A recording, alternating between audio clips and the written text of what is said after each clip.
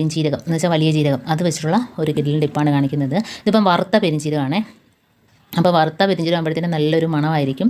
ഇനി നമുക്ക് ഇതിനകത്തോട്ട് ചെയ്യേണ്ടതെന്ന് വെച്ചാൽ നമുക്ക് ആദ്യം ഈ വറുത്ത പെരിഞ്ചീരകം ഉണ്ടല്ലോ ഒന്ന് ചതച്ചെടുക്കാം, ചെറിയ രീതിയിൽ ഒന്ന് ചതച്ചെടുക്കാം. അപ്പോൾ നല്ല ഒരു സ്മെല്ല് കിട്ടും.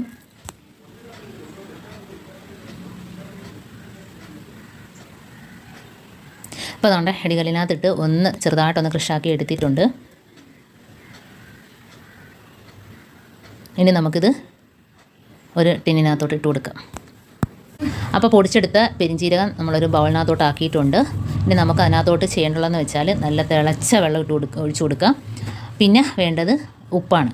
അപ്പോൾ ഇത് മാത്രം മതി. ഞാനിപ്പോൾ എന്താണ്ട് ഒരു വലിയ ബൗളിനകത്തോട്ട് ആക്കിയിട്ടുണ്ട്. കാരണം വെള്ളം തോനെ ഒഴിക്കുമ്പോഴത്തേനും അത് കണ്ടോ നല്ല തിളച്ച വെള്ളം ഒഴിച്ചു കൊടുത്തിട്ടുണ്ട്. ഇതിനകത്തോട്ട് നമുക്ക് കുറച്ച് ഉപ്പ് ഇട്ട് കൊടുക്കാം.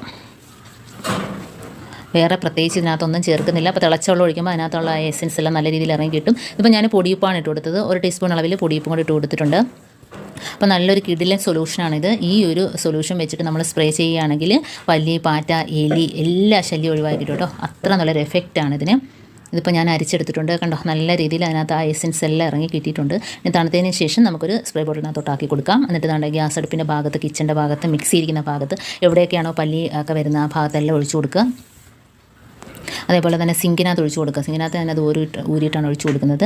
അതേപോലെ തന്നെ നമ്മുടെ മുറ്റത്തൊക്കെ ഒഴിച്ചു കൊടുക്കുക. അപ്പോൾ ഈ ഒരു സ്മെല്ലടിച്ചിട്ട് പല്ലി, പാമ്പ്, പാറ്റ ഒന്നും തന്നെ വരില്ല. എല്ലാവരും ഒന്ന് ചെയ്ത് നോക്കുക. വീട്ടിലെ സാധനങ്ങൾ വെച്ചിട്ട് തന്നെ നിസ്സാരമായിട്ട് ചെയ്യാൻ പറ്റുന്ന കൊച്ചു കൊച്ചു ടിപ്സുകളാണ് ഞാനിപ്പോൾ ഇന്ന് കാണിച്ചത്.